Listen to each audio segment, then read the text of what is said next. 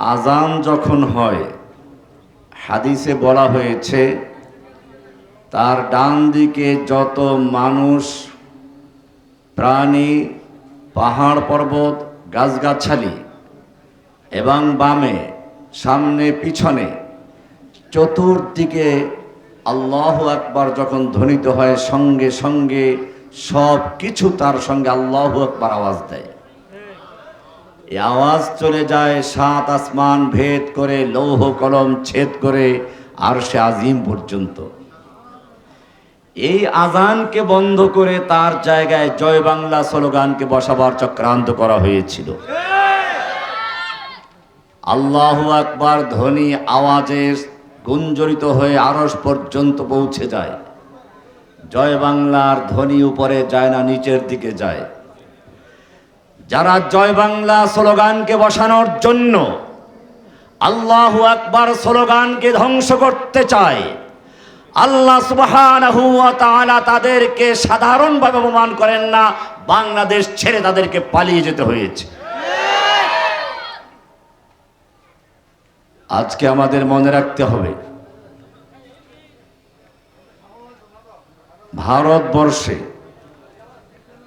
ইসলামকে কলুষিত করার জন্য, ধ্বংস করার জন্য নানান রকম চক্রান্ত হয়েছে, হচ্ছে। এদেশের আলেম ওলামাদেরকে বিতর্কিত করার জন্য কাউকে জঙ্গিবাদ, কাউকে নারী ধর্ষণকারী, কাউকে দুর্নীতিবাজ, বিভিন্নভাবে এদেশের আলেম সমাজকে, এদেশের জনতার অন্তর থেকে বিচ্ছিন্ন করার চক্রান্ত করা হয়েছিল। ওরা জানে এদেশের মানুষ আলেমদেরকে ভালোবাসে, ওরা জানে এদেশের মানুষ আল্লাহ এবং রাসূলকে ভালোবাসে। যতক্ষণ পর্যন্ত এদেশের মানুষের অন্তর থেকে আল্লাহ এবং আল্লাহর রাসূলের ভালোবাসা দূর করা না যাবে, অতক্ষণ পর্যন্ত তার বাপকে বসানো যাবে না। কোরআনের আয়াত, আদম আলাইহিস সালামকে যখন বেহেশতে রাখা হলো, কোরআন বলছে ফাওয়াসওয়াসা ইলাইহিশ শাইতান, শয়তান ওয়াসওয়াসা দিয়েছে। ওয়াসওয়াসা মানে কি? আপনারা ওয়াসওয়াসার মানি আপনারা হয়তো বুঝবেন না, আমরা বুঝেছি জেলখানায় বসে।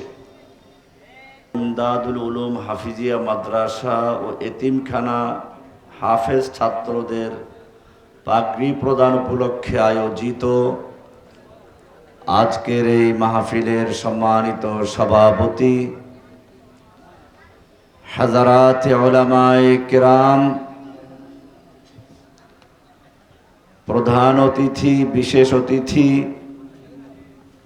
অত্র এলাকার ধর্মীয় ও রাজনৈতিক নেতৃবৃন্দ সহ আমার সামনে উপস্থিত সর্বস্তরের তাওহীদি জনতা,